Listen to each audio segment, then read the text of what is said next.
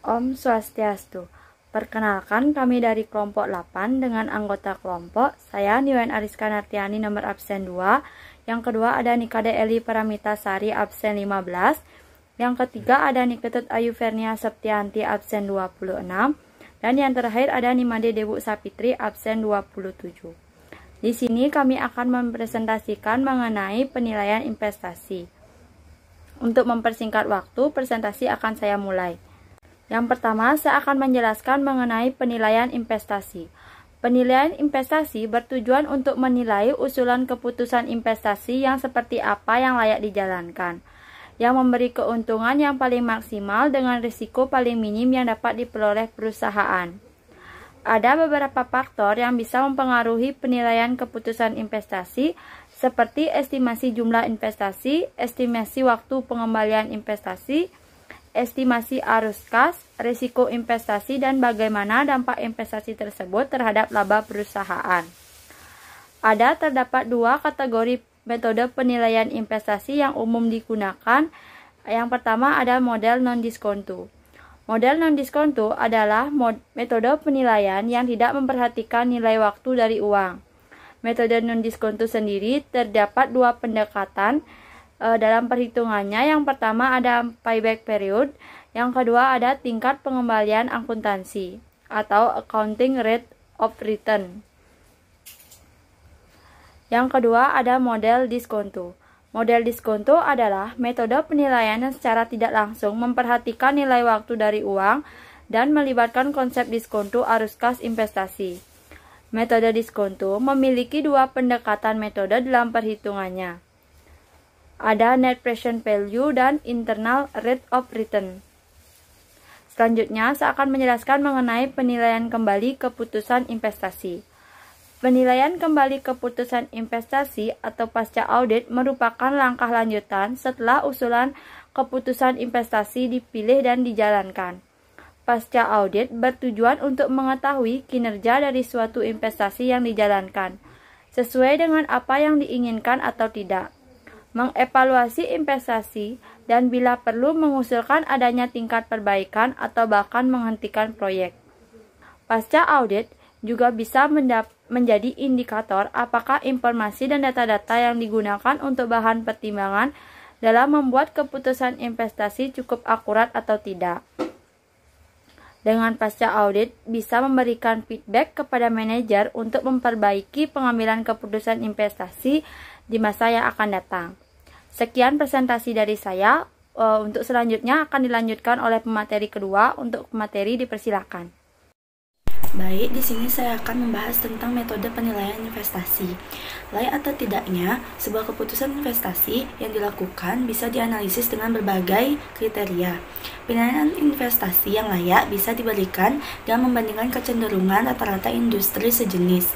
Ditinjau dari sudut pandang keuangan, ada beberapa metode penilaian investasi yang bisa dipakai untuk menentukan apakah suatu investasi layak atau tidak dilakukan sebuah perusahaan. Masing-masing metode mempunyai kelebihan dan kekurangan. Metode yang dipakai tergantung dari kebutuhan tiap-tiap perusahaan. Metode yang mana yang cocok untuk digunakan perusahaan. Beberapa metode yang umum dipakai perusahaan. Yang pertama ada metode net present value atau NPV, yang kedua metode payback period atau PP, yang ketiga metode profitability index, yang keempat ada metode average rate of return atau ARR, yang kelima metode internal rate of return atau IRR. Yang pertama saya akan membahas tentang metode net present value atau NPV. Metode penilaian investasi net present value atau NPV adalah selisih antara nilai sekarang dari investasi dengan nilai sekarang dari penerimaan uang kas bersih di masa mendatang. Dalam perhitungan net present value diperlukan data-data mengenai perkiraan biaya operasi dan pemeliharaan, biaya investasi, dan perakiraan keuntungan dari investasi yang sedang direncanakan. Keputusan dalam menggunakan analisis NPV ini ada dua kemungkinan. Yang pertama, apabila selisih antara nilai sekarang dari arus kas lebih besar, yang berarti nilai NPV positif, maka investasi tersebut layak untuk dijalankan. Yang kedua, apabila selisih antara nilai sekarang dari arus kas lebih kecil, yang berarti nilai NPV negatif, maka investasi tersebut tidak layak untuk dijalankan. Kelebihan analisa metode net present value, yang pertama ada nilai waktu dari uang turut diperhitungkan. Yang kedua nilai sisa proyek atau investasi turut diperhitungkan. Yang ketiga arus kas selama masa investasi proyek turut diperhitungkan. Kekurangan dari analisis net present value ini, yang pertama apabila proyek mempunyai nilai investasi yang beda dan jangka waktu yang juga berbeda, maka nilai NPV yang lebih tinggi belum tentu menunjukkan investasi tersebut lebih baik.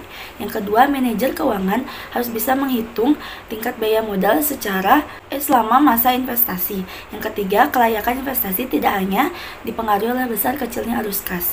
Faktor usia lamanya investasi juga bisa mempengaruhi.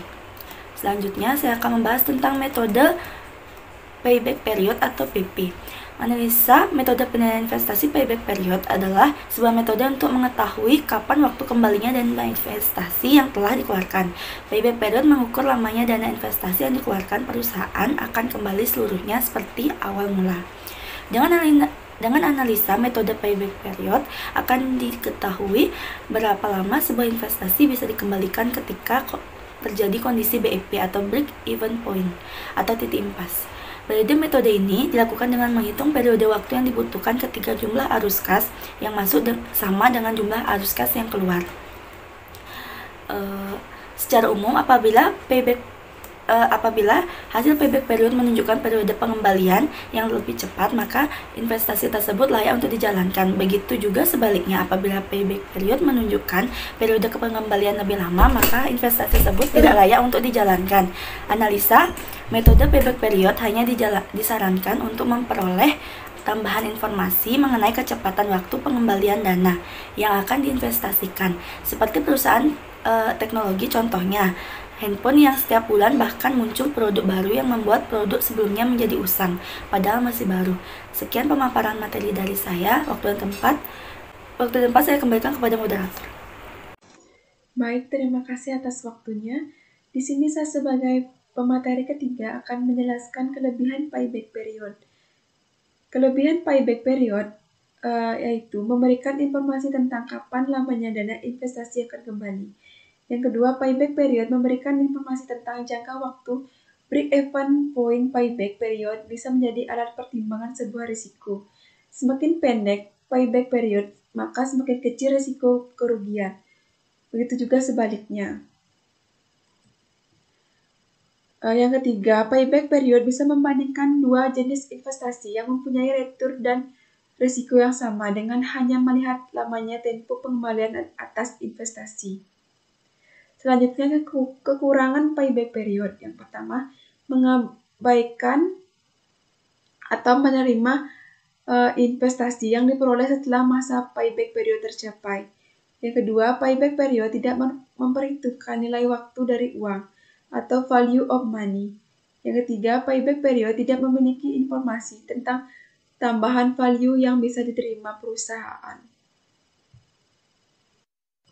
Yang ketiga, metode Profitability Index atau PI. Analisa metode penelitian investasi PI membandingkan antara nilai arus kas di masa mendatang dengan nilai pengeluaran investasi yang sekarang. Kelebihan PI yang pertama, memberikan informasi persentase arus kas di masa mendatang dengan aliran kas awal atau kas initial. Yang kedua, PI memperhitungkan biaya modal atau cost of capital. Yang ketiga, PI Index memperhitungkan semua arus kas. Yang keempat, PI memperhitungkan nilai waktu dari uang atau time value of money. Selanjutnya, kekurangan PI. Yang pertama, PI tidak menginformasikan tentang return suatu proyek investasi. Yang kedua, PI tidak memiliki informasi tentang risiko investasi. Yang ketiga, tidak menginformasikan apakah sebuah investasi memberikan keuntungan bagi perusahaan. Yang keempat, untuk menghitungan PI indeks dibutuhkan biaya modal. Selanjutnya, ada metode Average Rate of Return atau ARR. Metode penelitian investasi ARR ini menilai seberapa besar keuntungan dari sebuah investasi. Keuntungan yang dimaksud adalah laba bersih setelah pajak yang dibandingkan dengan nilai rata-rata dari investasi. Kelebihan ARR yang pertama, menggunakan data-data akuntansi yang telah tersedia. Tidak diperlukan tambahan perhitungan. Yang kedua, sebagai alat ukur bahwa investasi baru tidak berpengaruh negatif terhadap laba perusahaan. Yang ketiga, mudah dimengerti, sangat sederhana. Kekurangan ARR yang pertama, metode ARR mengabaikan nilai waktu dari uang atau time value of money. Yang kedua, pendekatan yang digunakan jangka pendek. Angka-angka yang digunakan saat ini bisa menyesatkan di waktu yang akan datang. Yang ketiga, terlalu memfokuskan pada nominal laba akuntansi. Yang keempat, jangka waktu investasi tidak diperhitungkan. Yang kelima, metode internal rate of return atau IRR. Analisa metode penelitian IRR adalah metode analisa investasi dengan menghitung tingkat suku bunga yang menyamakan present value atau nilai sekarang. Investasi saat ini dengan present value dari penerimaan arus kas di masa yang akan datang. Metode IRR ini mungkin metode yang paling sering dilakukan. Mungkin karena mudah digunakan dan banyak yang beranggapan dan percaya bahwa perhitungan IRR adalah hitungan yang menunjukkan tingkat return yang sebenarnya. Baik, di sini saya akan membahas mengenai kelebihan internal rate of return dan kekurangan internal rate of return serta jenis-jenis risiko investasi. Kelebihan internal rate of return yang pertama, metode internal rate of return tidak mengabaikan nilai waktu dari uang. Yang kedua, dasar perhitungan menggunakan aliran arus kas. Yang ketiga, berefek pada aliran arus kas selama periode investasi. Yang keempat, hasil perhitungan dalam bentuk presentasi. Yang kelima, metode internal rate of return mengutamakan cash inisial atau cash awal daripada arus kas belakangan. Kekurangan internal rate of return yang pertama membutuhkan perhitungan biaya modal yang menjadi batas terbawah dari nilai yang memungkinkan bisa dicapai. Yang kedua, perhitungan internal rate of return lebih rumit dibandingkan metode yang lain. Yang ketiga, tidak dapat membedakan antara proyek atau investasi yang memiliki perbedaan dalam ukuran dan keadaan investasi. Yang keempat, dalam perhitungan bisa menghasilkan hasil internal rate of return ganda atau bukan tidak menghasilkan internal rate of return sama sekali. Jenis-jenis risiko investasi. Jenis pertama, risiko investasi saham ini adalah inflasi yang mempengaruhi daya beli lalu mengakibatkan nilai kas dari investasi saat ini akan memiliki nilai banyak di masa depan. Hal tersebut juga berpotensi menurunkan daya beli masyarakat karena kenaikan harga rata-rata di atas harga konsumsi.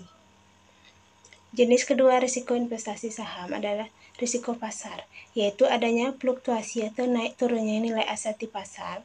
Hal ini diakibatkan dari berubahnya sentimen pasar keuangan seperti obligasi dan saham. Perubahan tersebut biasanya terjadi karena kondisi tertentu, misalnya perubahan politik, resesi, ekonomi, inflasi, kerusuhan, dan lain-lain. Jenis ketiga dari risiko investasi adalah risiko reinvestment. Risiko jenis ini terjadi saat pendapatan dari suatu aset investasi mengharuskan investor untuk menginvestasikan kembali aset tersebut. Jenis keempat dari risiko investasi adalah risiko negara atau politik. Risiko ini erat kaitannya dengan aktivitas dan kondisi politik negara. Hal ini juga berkaitan dengan perubahan perundang-undangan yang berpengaruh terhadap perekonomian negara. Jenis kelima dari risiko investasi adalah risiko suku bunga. Peningkatan suku bunga merupakan penyebab dari penurunnya nilai relatif aset berbunga seperti obligasi atau pinjaman. Meskipun suku bunga meningkat, hal itu membuat keuntungan investasi dan nilai obligasi berbunga akan mengalami penurunan, begitupun sebaliknya. Jenis keenam dari risiko investasi adalah risiko valuta asing atau risiko nilai tukar mata uang. Risiko investasi jangka pendek ini erat kaitannya dengan fluktuasi kurs mata uang suatu negara terhadap kurs mata uang negara lain. Jenis terakhir dari risiko investasi adalah risiko likuiditas. Risiko ini timbul dari kesulitan tersedianya uang tunai dalam suatu periode waktu. Hal itu dapat terjadi apabila pihak pengutang tidak bisa menjual asetnya karena pihak lain tidak ada yang berminat membelinya di pasar. Sekian pemaparan materi dari saya. Untuk waktu dan tempat saya kembalikan ke moderator. Baik, sekian presentasi dari kelompok kami. Kami mohon maaf bila ada kesalahan kata baik yang disengaja maupun tidak disengaja. Untuk sesi selanjutnya kami kembalikan kepada Bapak dosen. Sekian, terima kasih. Om Santi Santi Santi Om.